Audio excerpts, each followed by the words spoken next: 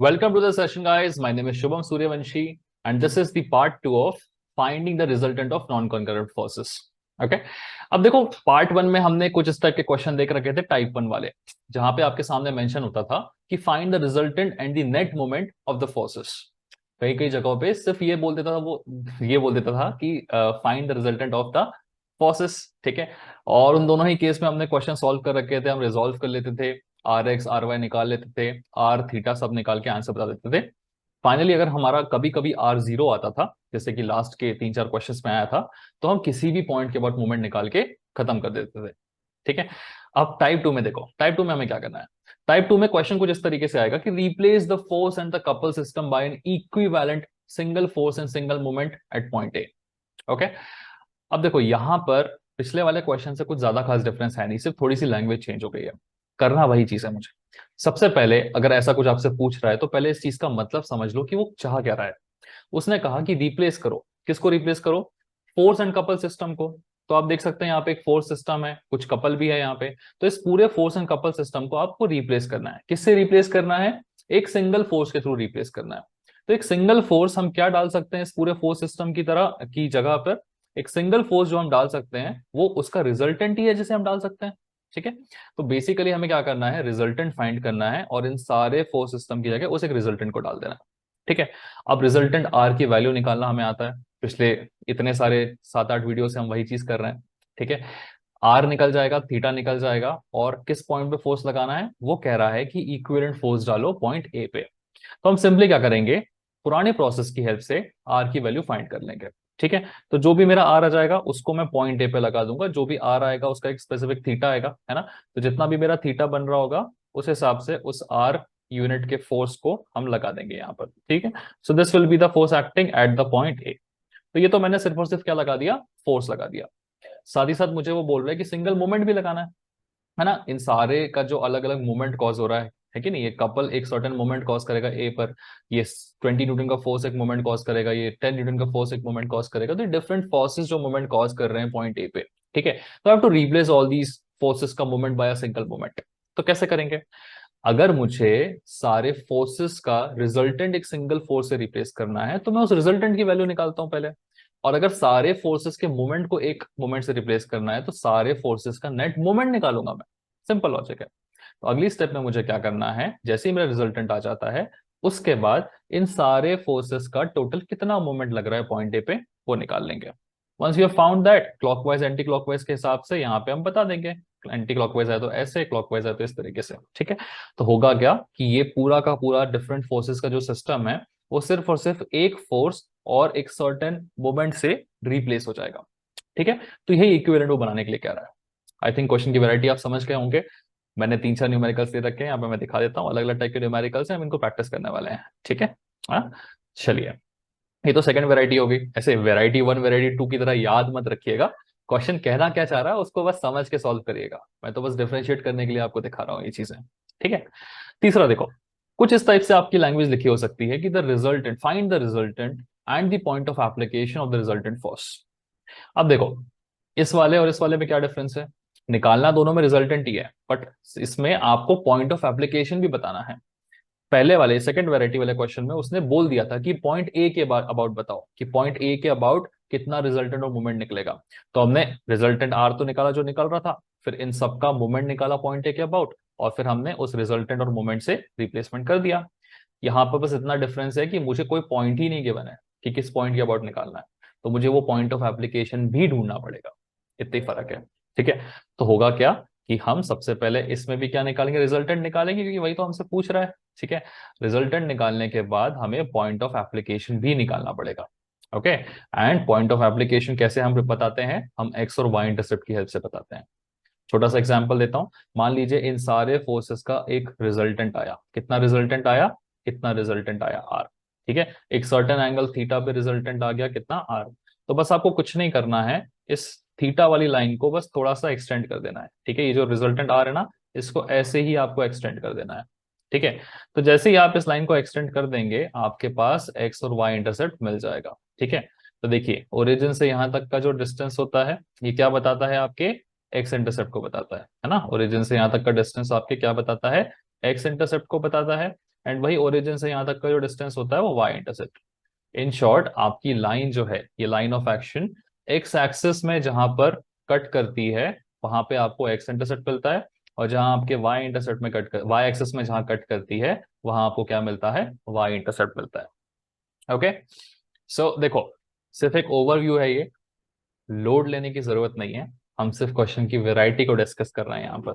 ठीक है, टाइप 3 के कम से कम 8 से 9 क्वेश्चंस मैं करवाने वाला हूँ। ठीक है, नेक्स्ट आपको दिख जाएंगे। टाइप 2 के भी कम से कम 4 से 5 क्वेश्चंस हैं। ठीक है, because it is similar to type 1। जब आप क्वेश्चंस करने जाओगे आपको पूरी तरह से समझ में आ जाएगा। फिलहाल बस इतना समझ लो कि नॉन कॉन्करेंट फोर्सेस में आपसे ऐसा कुछ पूछा जा सकता है कि बहुत सारे, पहला तो वैरायटी बड़ा सिंपल था कि भैया सिर्फ रिजल्टेंट बता दीजिए, वो आपको बताना आ गया था। सेकंड वो बोलेगा कि अच्छा एक काम करिए, रिजल्टेंट की हेल्प से और रिजल्टेंट मोमेंट की हेल्प से आप इस पूरे सिस्टम को फोर्स और मोमेंट के फॉर्म में रिप्लेस करके बताइए। ठीक है, तो वो भी हम बताना सीख ले रहे हैं। ठीक है, 4-5 न्यूमेरिकल्स इसके कर लेंगे। फिर वो ये भी बोल सकता है कि अच्छा हमें तो नहीं पता किस पॉइंट पे रिजल्टेंट ऐड कर रहा है, तो आप उस रिजल्टेंट के पॉइंट को भी ढूंढ के बता दीजिए। ठीक है, तो कैसे ढूंढेंगे कि रिजल्टेंट निकालेंगे और रिजल्टेंट के बाद हम एक्स और वाई इंटरसेप्ट की भी वैल्यू निकाल लेंगे using the help of resultant with by using the resultant value. ठीक है, so don't worry, step by step चीजें हो जाएंगी। ये ऊपर से बस वैरायटी दिखाई है मैंने आपको। ठीक है, चलो, सो समझ में आ गया होगा आप लोगों को कि किस टाइप का क्वेश्चन है, अब कैसे करना है वो सीख लेते हैं। ठीक है, सो टाइप 1 हमारा पहले से हो चुका है, टाइप 2 की तरफ बढ़ते हैं डायरेक्टली। क्वेश्चन का लैंग्वेज देखो क्या लिखा हुआ है यहाँ पर, replace the force and couple system by N equivalent single force and single moment at point A. वही चीज है ना, कि ये बहुत सारे अलग अलग फोर्सेस हैं, इन फोर्सेस की जगह पे मुझे एक सिंगल फोर्स निकालना है जो मैं कहां पे लगाऊंगा, पॉइंट ए पे लगाऊंगा। ऑल्सो मुझे एक सिंगल मूवमेंट बताना है कि कितना मूवमेंट मैं उस पॉइंट ए पे लगा सकता हूँ। ओके, तो वही चीज है, क्या करना पड़ेगा, पहले रिजल्टेंट आर की वैल्यू निकालेंगे और उसका एक थीटा निकालेंगे इसके स्पेसिफिक, उस थीटा के हिसाब से हम उस आर रिजल्टेंट को लगा देंगे, और फिर फाइनली सारे फोर्सेस का टोटल मोमेंट निकालेंगे about point A, clockwise anti clockwise देके उस मोमेंट को भी लगा देंगे। ठीक है, ये फॉर्मेट था। चलिए फटाफट से कर लेते हैं। तो सबसे पहला काम क्या है, रिजॉल्व कर लो भाई, जो जो फोर्सेस मेरे रिजॉल्व नहीं है उनको रिजॉल्व कर लो। तो ये मेरा रिजॉल्व नहीं है, इसका आएगा यहाँ पर कॉस कंपोनेंट एंड यहाँ पर आएगा इसका नीचे साइन कंपोनेंट। ठीक है, ये रिजॉल्व नहीं है तो यहाँ पे इसका जाएगा कॉस कंपोनेंट और यहाँ पे सॉरी साइन कंपोनेंट। ठीक है, चलिए वैल्यूज लिख लेते हैं। दिस इज 39, ये थीटा यहाँ पे है, this will be 39 cos of theta and this will be 39 sine of theta. Sorry यहाँ मैंने लास्ट टाइम इसमें ऊपर साइन कॉस बोल दिया था, बड़ा समझदार हो यार, लिख लोगे आप। ये थीटा है यहाँ पे तो यहाँ पे नीचे कॉस आएगा, this will be 20 cos of theta and this will be 20 sine of theta. ठीक है, चलो रिजॉल्व हो चुके हैं forces sine theta cos theta, I hope अब आप निकालना सीख चुके हैं यहाँ से। करेक्ट, चलिए सो आर एक्स की वैल्यू देख लेते हैं सिंपली। आर एक्स में क्या क्या है हमारे पास, यहाँ लेकिन नीचे लिखते हैं यार, यहाँ जगह कम लग रही है, let's write it over here, साथ ही साथ हम नीचे आर वाई भी लिखते चलेंगे। ओके, सो पहला यहाँ से कहाँ से शुरुआत करें, पॉइंट ए में तो कुछ नहीं है, पॉइंट बी में देखो, पॉइंट बी में मेरे पास एक वर्टिकल फोर्स है और एक हॉरिजॉन्टल फोर्स है, तो ये तो हो गया 20 कॉस थीटा, ये थीटा का कॉस क्या होगा, base upon hypotenuse, that will B 3/5। This is my 20 cos theta. चलिए यहाँ पे 20 साइन थीटा भी वर्टिकली ऊपर, तो 20 साइन थीटा क्या हो जाएगा, perpendicular upon base height hypotenuse. ठीक है, इस पे आ जाओ, इस पे है मेरे पास राइट साइड में तो positive 39, what is the value of sine theta, ये थीटा है तो इसका परपेंडिकुलर होगा 5, तो 5/13। यहाँ पे नीचे वर्टिकल में नेगेटिव आएगा माइनस की तरफ है ना, 39 cos theta, what is the value of cos theta, base upon hypotenuse will be 12/13।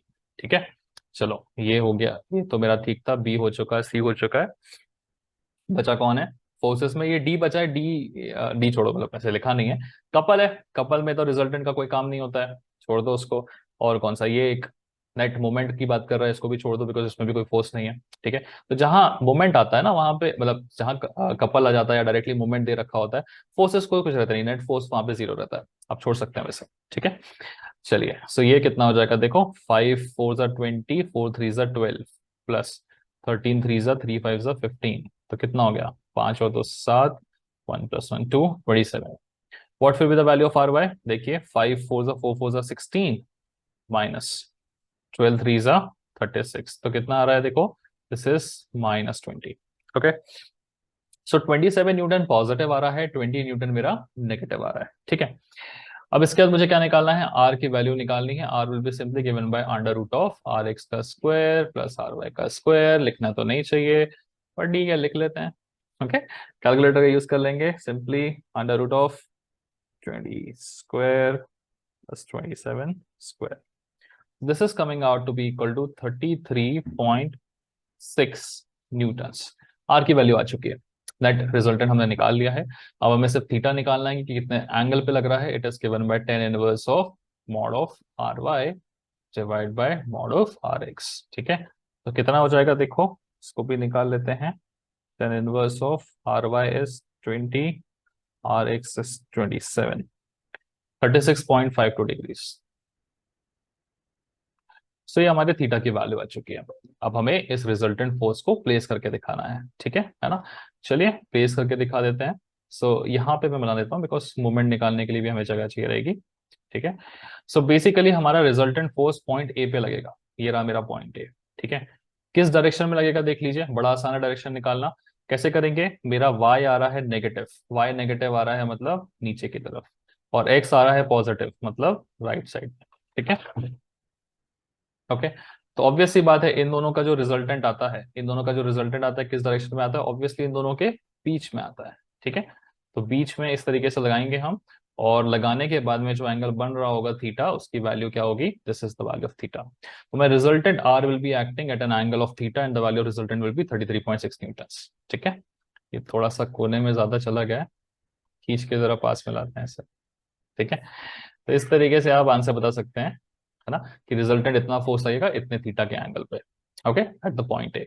साथ ही साथ मुझे मोमेंट के बारे में भी बताना है, सिंगल फोर्स एंड मोमेंट से रिप्लेस करना था। तो अब मुझे बताना है कि पॉइंट ए के अबाउट में टोटल कितना मोमेंट लग रहा है, ठीक है। जितना मोमेंट लगेगा क्लॉकवाइज एंटी क्लॉकवाइज के हिसाब से हम उसको डाल देंगे यहाँ पे, ठीक है। So now we are suppose to calculate the net moment of all these forces about the point A, okay. चलिए फिलहाल इतना मैंने रिजल्टेंट आर एक्स और वाई लिखा हुआ है, वो नोट कर लो, क्योंकि शायद मुझे स्पेस बनाने के लिए थोड़ा सा इरेज करना पड़ेगा, ठीक है। मूवमेंट के लिए थोड़ी जगह बनाते हैं यार आपके लिए। हम्म,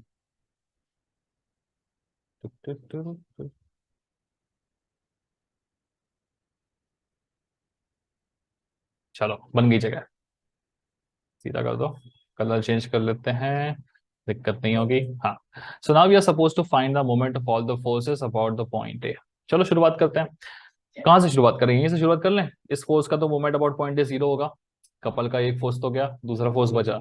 10 न्यूटन का फोर्स है 4 यूनिट के डिस्टेंस पे, तो कितना होगा 10 into 4। डायरेक्शन देख लो, this is the line of action, this is the distance, distance से लाइन ऑफ एक्शन की तरफ क्लॉकवाइज मतलब नेगेटिव साइन।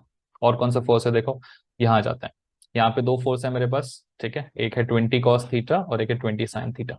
ये करके लिखते हैं, पहले 20 cos थीटा को लिख लेते हैं। So this will be 20 cos of theta. What is cos theta यहाँ पे, 3/5, ठीक है। इसकी वैल्यू लिख लें क्या हम सीधे, 5 रहने दो, चलो 20 cos थीटा। कितने डिस्टेंस पे है ये, 2 मीटर के डिस्टेंस पे है, चलो 2 मीटर के डिस्टेंस पे लगा दो। प्लस आएगा नेगेटिव आएगा देखो, आर से एफ की तरफ, ठीक है। This is my anticlockwise वाला force, so this has to be kept positive, ठीक है। थोड़ा स्लो चलेगा, चलने देना, गलती नहीं करना प्लस माइनस में। 20 साइन थीटा भी है हमारे पास, ठीक है। तो चलो 20 sine theta, sine theta is 4/5, और डिस्टेंस कितना है इस वाले का, ओ शिट कैलकुलेट करना पड़ेगा यहाँ से। 4 मीटर यहाँ पे, 6 मीटर यहाँ पे, तो 6 और 4 कितना हो गया, टोटल 10 मीटर का डिस्टेंस। पॉजिटिव आएगा कि नेगेटिव आएगा देखो, आर से एफ की तरफ जाना है हमें, तो ये तो अगेन क्या हो गया मेरा, एंटी क्लॉकवाइज, नहीं सॉरी, ये हो गया मेरा क्लॉकवाइज, ठीक है। क्लॉकवाइज मतलब नेगेटिव। ये दोनों फोर्सेस हो गए, ये दोनों फोर्सेस बचे हैं बस। स्टेप बाय स्टेप कर लो, पहले इसको करते हैं 39 cos theta. So 39 cos of theta, what is cos of theta, 12/13। चलिए ये मेरा हो गया, और डिस्टेंस कितना होगा, 7 और 6 13, ठीक है। साइन कौन सा आएगा मेरे पास देख लीजिए, ये आर है और ये एफ है, सो आर से एफ की तरफ इज एंटी क्लॉकवाइज, ठीक है। ये हो जाएगा पॉजिटिव। आखिरी force 39 sine theta, 39 sine theta, what is sine theta यहाँ पर, 5/13।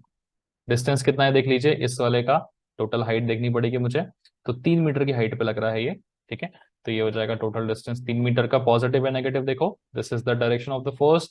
यहाँ से डिस्टेंस पे हम प्लॉट करेंगे तो आर से एफ की तरफ, क्लॉकवाइज मतलब नेगेटिव। बस ओके, ये तो हमने सारे फोर्सेस का देख लिया कि कितना मोमेंट लग रहा है। साथ ही साथ भूलिएगा मत, हमें एक 10 न्यूटन मीटर का यहाँ पे भी गिवन है। ठीक है, अब देखो 10 न्यूटन मीटर का किस डायरेक्शन में, क्लॉकवाइज डायरेक्शन में है, तो हम सिंपली यहाँ पे 10 न्यूटन मीटर का मोमेंट लगा देंगे। ठीक है, it is in clockwise direction, so will take it as negative. ठीक है, चलिए। So net moment of all the forces about the point A is equal to कितना आ जाएगा, मैंने ऑलमोस्ट सॉल्व करके रखा हुआ था।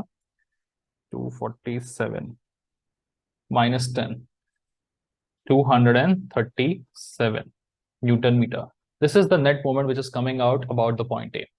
अब हमें नेक्स्ट क्या करना है, सिंपली हमें क्या करना है, देखिए नेट रिजल्टेंट हम निकाल चुके थे, नेट मोमेंट हम निकाल चुके हैं, उसी को हमें इस फॉर्म में रिप्रेजेंट करना है। ठीक है, तो बस यहाँ पे वैल्यूज डालते जाओ, जो एक्स्ट्रा चीजें उन्हें हटा दो। दिस इज माई पॉइंट है, दिस इज माई थीटा। इसको थोड़ा सा खींच के लाते हैं पीछे, जगह नहीं बनती है वरना यहाँ। ओके, चलिए।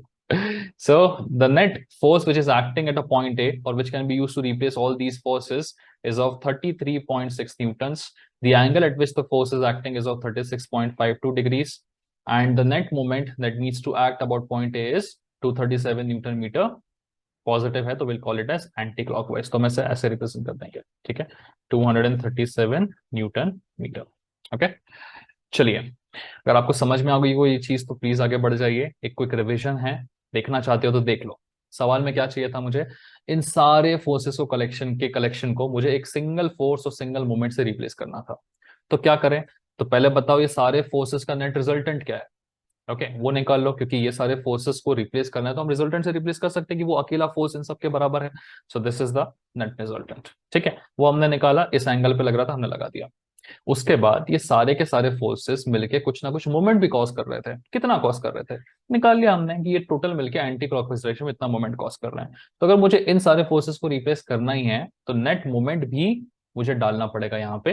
अब हम सिंपली बोल सकते हैं कि instead of putting all these forces into account, मैं सिर्फ एक 33.6 न्यूटन का फोर्स अगर पॉइंट ए पे लगा देता और किसी तरह से 237 न्यूटन मीटर का एक रोटेशन या मूवमेंट यहाँ पे दे देता, तो वो इन सारे फोर्सेस का एक इक्विवेलेंट बन जाता। ठीक है, समझ में आया। So this is what we were suppose, we were asked and this was what we were suppose to do. बड़ा सिंपल सा क्वेश्चन है यार, कुछ नहीं है। पुराने स्टेप्स करो, मोमेंट निकालो, डाल दो, खत्म करो। ठीक है, अब आप में से कुछ लोगों ने कभी एक वर्ड और सुना होगा, इक्विवेलेंट। ठीक है, इक्विवेलेंट तो हम देख रहे हैं, इक्विलिब्रेंट भी सुना होगा कि इक्विलिब्रेंट क्या होता है करके। ठीक है ना। तो देखो एक सिंपल सा क्वेश्चन इस वैरायटी का और एक करा देता हूँ, फिर दोनों क्वेश्चन को लेके मैं फटाफट से इक्विलिब्रेंट भी बता दूंगा कि इक्विलिब्रेंट निकालते कैसे हैं करके। ठीक है, चलो। सो नंबर्स चेंज करके सिर्फ और सिर्फ इस पर्टिकुलर क्वेश्चन को एक बार ध्यान से देख लो, है ना। कुछ नहीं करना है आपको, स्टेप बाय स्टेप इसे सॉल्व करना है और निकालना है। ठीक है, तो पॉज करके एक बार खुद से ट्राई कर लो। Once you are done with this, खुद से हो जाएगा तो बढ़िया, नहीं होगा तो फिर पॉज हटा के सोल्यूशन देख लेना। ठीक है, क्या करना है, रिजल्टेंट निकालना है सबसे पहले। ओके, सो आर एक्स की वैल्यू, तो वो निकालने से पहले यार ये दो फोर्सेस थोड़ा दिमाग खराब कर रहे हैं हमारा, अलग अलग एंगल पे लग रहे हैं, तो क्या करना चाहिए, इनको रिजॉल्व कर लेना चाहिए। बहुत बढ़िया। ठीक है, चलो फटाफट से रिजॉल्व करते हैं। ठीक है, नीचे वाले दो को भी रिजॉल्व कर लो, है ना। ये पॉइंट से दूर की तरफ, तो इसका हॉरिजॉन्टल कंपोनेंट और वर्टिकल कंपोनेंट भी पॉइंट से दूर की तरफ, याद है ना। बढ़िया। सो यहाँ पे आ जाएगा मेरा 40 cos of 60 degrees, this is 40 sin 60। ठीक है, now this is what 20 cos of 30 degrees and this is 20 sin of 30 degrees. ठीक है, चलिए। अब हम आर एक्स आर वाई की तरफ फटाफट से बढ़ेंगे। कहाँ से शुरुआत करें, पॉइंट ए से शुरुआत करते हैं। चलिए, सो आर एक्स और साथ ही साथ आर वाई भी लिखते चलेंगे हम लोग। ठीक है, 20 cos 30, what is the value of cos 30, value भी लिखते चले। cos 30 बराबर कितना, 0.866 इंटू 20, 17.32। तो ये हो गया हमारा पहला वाला फोर्स। ठीक है, पॉजिटिव। साथ ही साथ ये भी है sin 30 तो 1/2 होता, तो this will B of 10 Newton. Right में है, ऊपर है तो पॉजिटिव। बढ़िया, इधर आ जाओ, ये तो कपल है, नेट रिजल्टेंट तो इनका जीरो रहेगा, छोड़ दो इनको। इधर पे आ जाओ। सो ये पॉइंट ए का लिख लिया, यहाँ तो कपल है। पॉइंट सी पे आ जाइए, 40 sin 60 नेगेटिव है, वैल्यू सी पुटअप करना शुरू करते हैं यार फटाफट, है ना। सो sin of 60 is this into 40 and that too in a negative direction, so minus 34.64। ठीक है, ये हो गया। साथ ही साथ ये भी नीचे की तरफ है, तो minus 40 cos 60, cos 60 is 1/2 is -20। ठीक है, बढ़िया। और कौन सा फोर्स है, बस इतने ही फोर्स थे ना यार। बढ़िया, ठीक है। तो मेरे पास यहाँ पे फोर्सेस थे, यहाँ पे कपल था, यहाँ पे फोर्सेस थे, यहाँ पे मोमेंटिक, ठीक है, इतना ही है मतलब। चलो, तो अच्छा हो गया।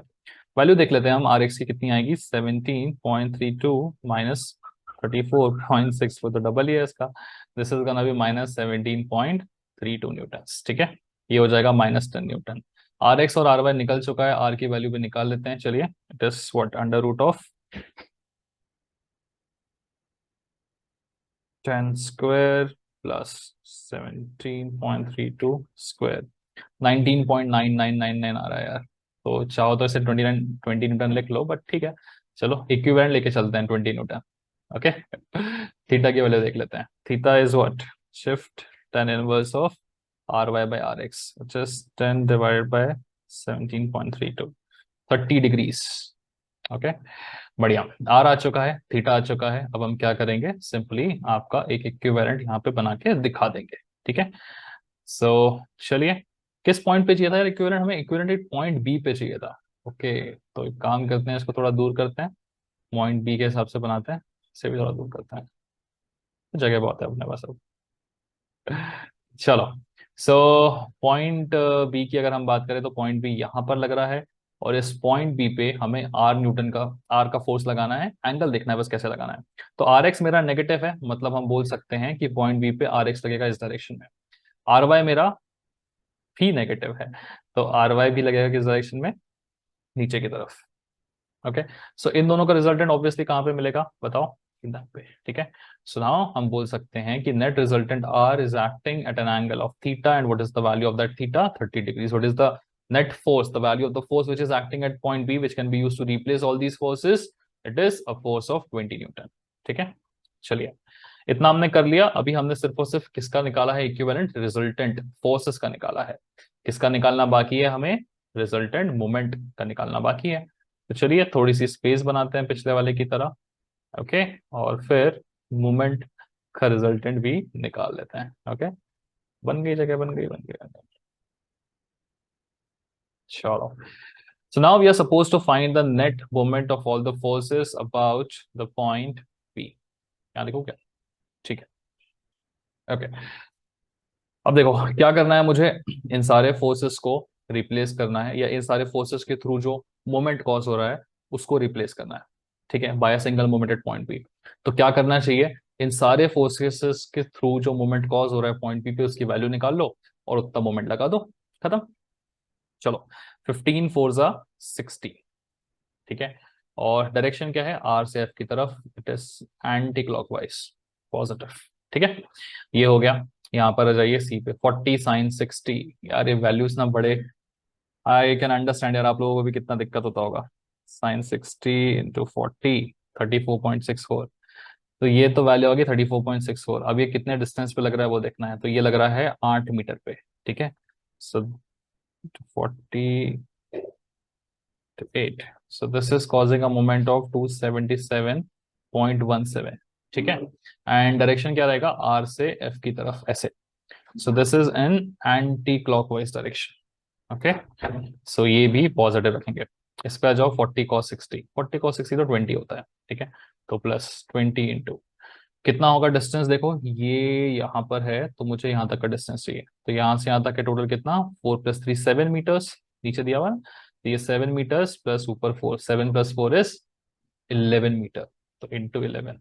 ओके, डायरेक्शन मैंने सही लिखा क्या, प्लस ये 20, यहाँ से 11 मीटर क्लॉकवाइज है बाबा, नेगेटिव आएगा, जल्दी जल्दी में हमने उसको पॉजिटिव लिख दिया था, ठीक है।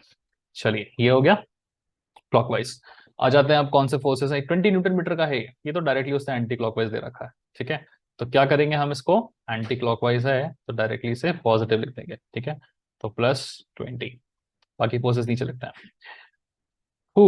इसे देख लो, 20 साइन 30, साइन 30 इज 1/2 मतलब 10, ठीक है, इंटू डिस्टेंस कितना है, यहाँ से यहाँ तक का 3 मीटर का डिस्टेंस है। साइन क्या रहेगा, आर से एफ की तरफ एंटी क्लॉकवाइज, तो पॉजिटिव, ठीक है।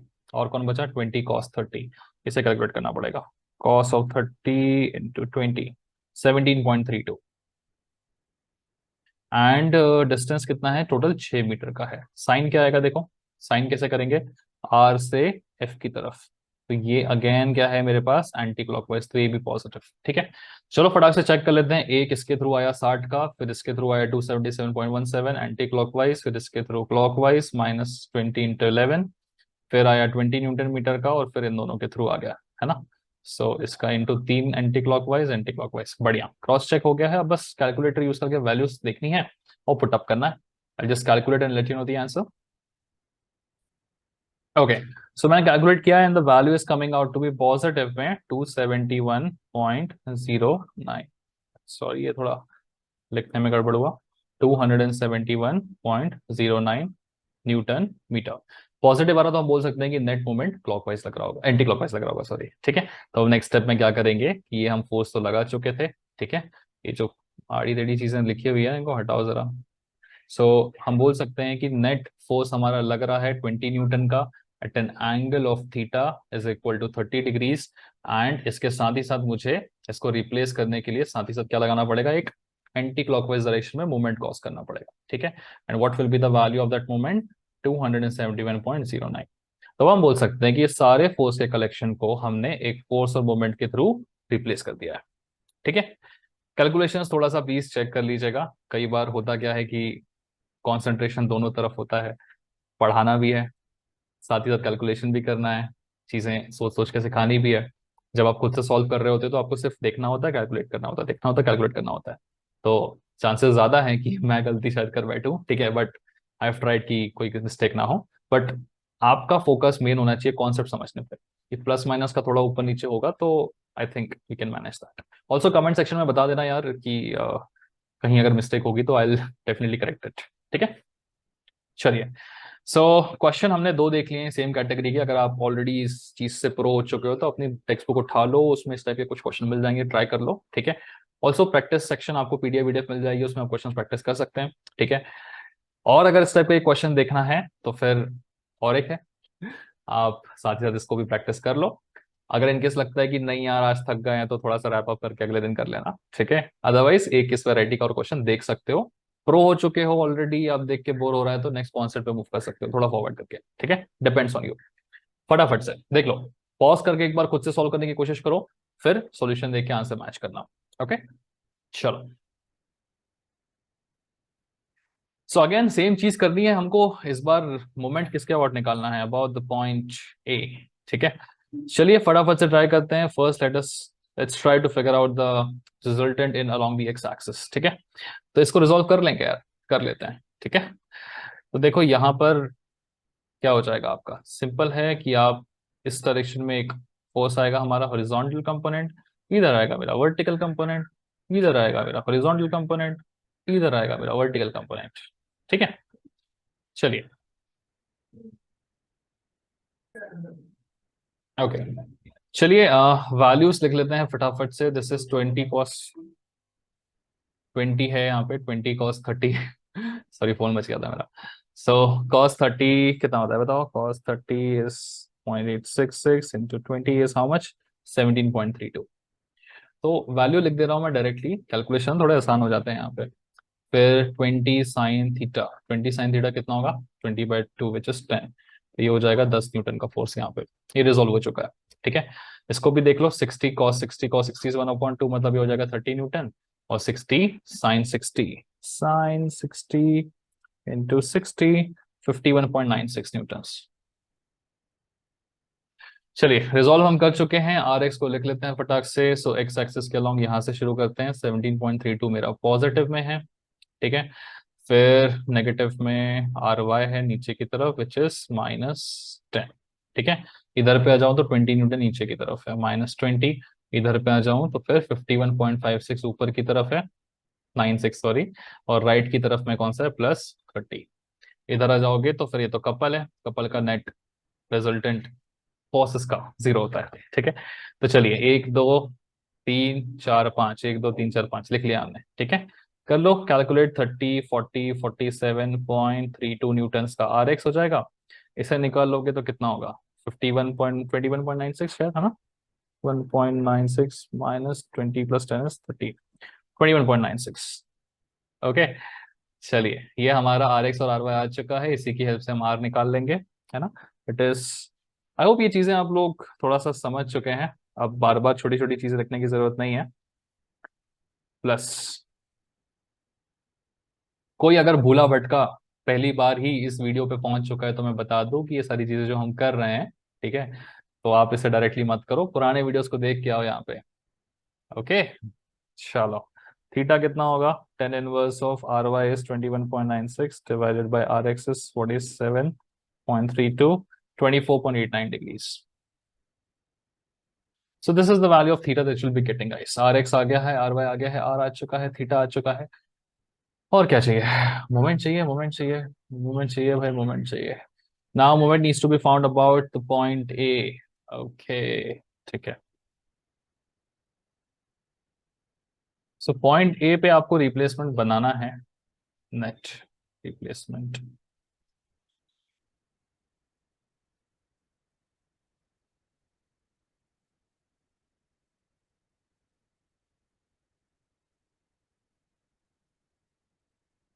कम पड़ती है यार, करना पड़ता है।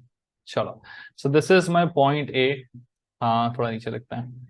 ओके, तो इस पॉइंट ए पे हम बोल रहे हैं कि इतने न्यूटन का फोर्स लगेगा रिजल्टेंट, और थीटा लगेगा इतना। तो पहले थीटा फिगर आउट करते हैं इसका, ठीक है। सो थीटा फिगर आउट करना है तो हम बोल सकते हैं कि आर एक्स जो है मेरा वो पॉजिटिव है, आर वाई भी पॉजिटिव है। तो ये रहा मेरा आर एक्स पॉजिटिव, ये रहा मेरा आर वाई पॉजिटिव, मतलब रिजल्टेंट जो बनेगा वो इन दोनों के बीच से ही निकलना चाहिए, है ना। So this will be the value of my resultant.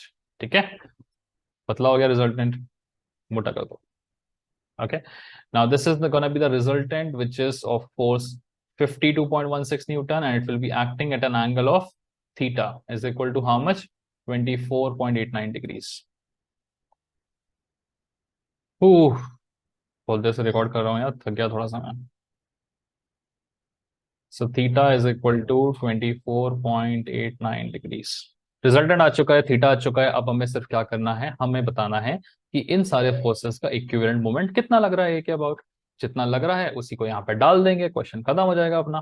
Okay, चलिए। सो निकाल लेते हैं इन सारे फोर्सेस का इक्विवेलेंट मोमेंट अबाउट पॉइंट ए। उसके लिए थोड़ी सी जगह बनानी पड़ेगी, तो जगह हमारी बन चुकी है। गायब हो गया लाइन। चलिए, now let's just try to figure out the moment of all the forces about the point J। तो किससे शुरुआत करें? इधर से शुरुआत करते हैं, नहीं यार, चलो क्लॉकवाइज चलते हैं। पॉइंट ए 20 न्यूटन का तो जीरो मोमेंट आएगा, ठीक है। Moment of all the forces about point A is equal to यहाँ पे आ गया। तो ये है मेरा वर्टिकल वाला फोर्स, कितनी दूरी पे लग रहा है? पॉइंट ए से 2 मीटर पे लग रहा है ना। ये पूरा 4 मीटर है, तो ये बचा हुआ 2 मीटर हो जाएगा। तो हमारा पहला फोर्स है 51.96, which is acting at a distance of 2 meters. तो इंटू टू, प्लस आएगा कि नेगेटिव? देखो यहाँ से आर से एफ, कहाँ जा रहे हैं हम? एंटी क्लॉकवाइज जा रहे हैं, तो ये आएगा मेरा पॉजिटिव। ठीक है, जगह कम पड़ गई है थोड़ी सी, जगह बना देते हैं, जगह बनाओ, जगह बनाओ। ओके, इसका काम हो गया। इस पे देखो, अगला है मेरा 30 न्यूटन का फोर्स। कितना डिस्टेंस पे ऐड कर रहा है 30 न्यूटन का फोर्स? पॉइंट ए से 6 और 4 10 मीटर के डिस्टेंस पे ऐड कर रहा है। तो ये रहा आर, यहाँ से एफ की तरफ जाना है, तो ये कौन सा हो गया मेरा? Anti clockwise. ठीक है, हर बार बना बना के देखना है, गड़बड़ नहीं करनी है। हो गई ये दोनों, इधर आ जाओ। कपल, कपल क्या करता है? कपल तो सिर्फ नेट मोमेंट कॉज करता है। उसकी वैल्यू क्या होती है? फोर्स इंटू द डिस्टेंस, 22 जा 40, ये आ जाएगा मेरा 40। और नीचे लिखेंगे यार, नीचे लिखते हैं चलो। और डायरेक्शन यहाँ से ऐसे गए, यहाँ से ऐसे आए, यहाँ से ऐसे गए, यहाँ से ऐसे। क्या कर रहे हैं हम? ये तो क्लॉकवाइज मूव कर रहे हैं। ये हो गया 40, इसका काम खत्म हो गया, बचे ये दोनों। फू, इसको देख लेते हैं पहले। 17.32, 17.32 का फोर्स है। It is acting at a distance of how much? ये डिस्टेंस कैलकुलेट करना पड़ेगा। तो देखो, यहां से यहां तक 4 है और यहां से यहां तक 6 है, तो बचा हुआ बीच का कितना हो जाएगा? 2 मीटर का डिस्टेंस। ठीक है, ये हो गया डिस्टेंस। तो ये रहेगा डिस्टेंस, ये रहेगा फोर्स, डिस्टेंस, फोर्स। तो ये डिस्टेंस से फोर्स की तरफ हम जाएंगे तो एंटी क्लॉकवाइज। ठीक है, मतलब this has to be kept positive. Last बचा मेरा 10 न्यूटन का force, which is acting at a distance of how much? Total 3 और 2 5, इतने डिस्टेंस पे एक्ट कर रहा है। ठीक है, तो ये रहा इस डायरेक्शन में। तो हम line of action of force पे ड्रॉप करेंगे परपेंडिकुलर, ये हो गया। ठीक है, कौन सा डायरेक्शन आ रहा है? ये एंटी क्लॉकवाइज डायरेक्शन आ रहा है गाइस। लेट्स सी कि इसका कैलकुलेशन कितना आता है। So it is coming out to be 448.56 newton meter and that too in as a positive value, मतलब हम बोल सकते हैं कि net moment anti clockwise direction लगेगा। तो अगर हमें यहाँ पे फाइनल रिप्लेसमेंट करना है तो आर का रिप्लेसमेंट हम कर चुके हैं ऑलरेडी। अब हम सिंपली यहाँ पे एक मोमेंट लगा देंगे जिसका मैग्नीट्यूड हमें रखना है 448.56 न्यूटन मीटर। बस इतना बना के आप बोल दोगे this is the final answer. ठीक है, तो फाइनल आंसर कैसे बताना समझ चुके हो ना। ये जो हम बनाते हैं ना, ये फाइनल आंसर ही होता है। ठीक है, तो वैल्यू निकाल के फाइनल आंसर पुट कर दो, वैल्यू निकाल के फाइनल आंसर पुट कर दो, वैल्यू निकाल के फाइनल आंसर पुट कर दो। ओके, चलो। तो आई होप आपको चीजें समझ में आ चुकी होंगी। अब यहाँ पे एक छोटी सी चीज देख लो। यहाँ पे आपसे पूछा है कि इक्विवेलेंट सिंगल फोर्स बताइए। कई कई जगहों पे वो इक्विवेलेंट ना बोल के वो इक्विलिब्रेंट पूछ लेता है आपसे कि what will be the equilibrant that needs to be acted. तो इक्विवेलेंट और इक्विलिब्रेंट में फर्क होता है। इक्विवेलेंट होता है कि इन सारे फोर्सेस को रिप्लेस करके आप कौन सा एक फोर्स डाल सकते हो, इन सारे मोमेंट को रिप्लेस करके कौन सा मोमेंट आप लगा सकते हो। ठीक है, सो ऑब्वियस ही बात है कि उसका मैग्नीट्यूड और डायरेक्शन जो है वो सेम होना चाहिए रिजल्टेंट के, है ना। तो इक्विवेलेंट के केस में हम इक्विवेलेंट लगा रहे हैं, मतलब ये भी उसी की तरह ऐड करना चाहिए जैसे बाकी फोर्सेस ऐड कर रहे हैं। ये भी वही रिजल्ट क्रिएट करना चाहिए जैसे बाकी फोर्सेस रिजल्ट क्रिएट कर रहे हैं। तो इक्विवेलेंट वो काम करता है। इक्विलिब्रेंट क्या करता है? इक्विवेलेंट का एग्जैक्टली ऑपोजिट होता है। वो होता है इक्विवेलेंट फोर्स को बैलेंस करने के लिए। तो इसी सवाल में अगर आपसे पूछा जाए कि बताओ इक्विलिब्रेंट क्या होगा, तो आप सारे स्टेप सेम प्रोसेस फॉलो करेंगे, सारे स्टेप सेम फॉलो करेंगे, इस चीज को निकालेंगे और इक्विलिब्रेंट बताने के लिए आप एग्जैक्टली इसका अपोजिट बना देंगे। ठीक है, कैसे बनाओगे? सिंपल है, आप ऐसे एक्स और वाई एक्सिस बनाना। ठीक है, और फिर यहाँ पे अपना पॉइंट उठाना, और ये अगर लग रहा है इस डायरेक्शन में तो इसका एग्जैक्टली अपोजिट डायरेक्शन में लगा देना इसको, है ना। थीटा कैसे बताओगे? अभी थीटा यहाँ से हॉरिजॉन्टल बता रहे थे, अब थीटा यहाँ से बन जाएगा। ठीक है, so exactly opposite, this will be the value of theta, this will be R. और ये क्योंकि आप एंटी क्लॉकवाइज दिखा रहे थे तो अब आप इसको क्लॉकवाइज दिखा देंगे। ठीक है, समझ में आया? इसका एग्जैक्टली उल्टा करके क्लॉकवाइज दिखा दोगे, दिस इज कॉल्ड द इक्विलिब्रेंट। इक्विलिब्रेंट क्या होता है? इक्विलिब्रेंट वो फोर्स होता है जो ऑलरेडी लग रहे फोर्सेस को बैलेंस कर दे, इक्विलिब्रियम में ला दे सामने वाली बॉडी को, एक तरीके से वैसे। ठीक है, तो दो वर्ड्स हैं, समझ में आया? इक्विवेलेंट क्या करता है? ऑलरेडी जो फोर्सेस क्रिएट कर रहे हैं इफेक्ट, उसी सेम इफेक्ट को क्रिएट करने के लिए मुझे कितना फोर्स या मूवमेंट लगाना पड़ेगा। ठीक है, तो इतना फोर्स या मूवमेंट लगाना पड़ेगा जो यहाँ पे दिख रहा है आप लोगों को। ठीक है, और इक्विलिब्रेंट क्या? इसको बैलेंस करने के लिए कितना लगाना पड़ेगा? इसका exactly opposite, that is called the equilibrant. ठीक है, चलिए। सो टाइप 2 वैरायटी के हमने ठीक ठाक क्वेश्चंस देख लिए हैं जिसमें आपको फोर्स कपल सिस्टम या फोर्स और सिंगल मूवमेंट सिस्टम से रिप्लेस करने के बारे में पूछ सकता है। ठीक है, टाइप 3 वैरायटी के क्वेश्चंस आगे देखेंगे, पॉसिबली इसी वीडियो में मिल सकते हैं आपको अगर ये लेंदी होगा तो, और अगर ये बहुत लेंदी हो गया होगा तो मे बी हमने इसे थर्ड पार्ट में डाल दिया होगा। ठीक है, चलो।